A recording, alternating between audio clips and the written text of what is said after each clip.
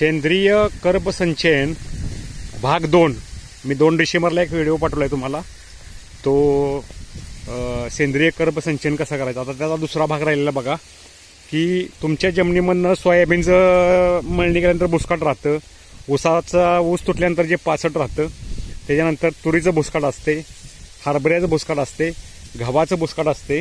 ह्या सर्व भुशाचं जमिनीमध्ये गाडण्याचं काम केलं गेलं पाहिजे.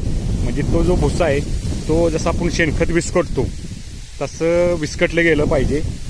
आणि त्यामुळं बॅक्टेरिया जीवन राहतात, जमिनीचं आरोग्य सुधारतं. बॅक्टेरिया जीवन म्हणजे काय, तर आपण जी रासायनिक लागवड टाकतो ती लागवड ही पीक आपटेक करत नाही स्वतःहून. त्या NPK ज्या बॅक्टेरिया जमिनीत असतात त्या आपल्या मुळांना पोचवण्याचं काम करतात. जर तुमच्या सेंद्रिय कार्बन जमिनीत भरपूर प्रमाणात असेल तरच ती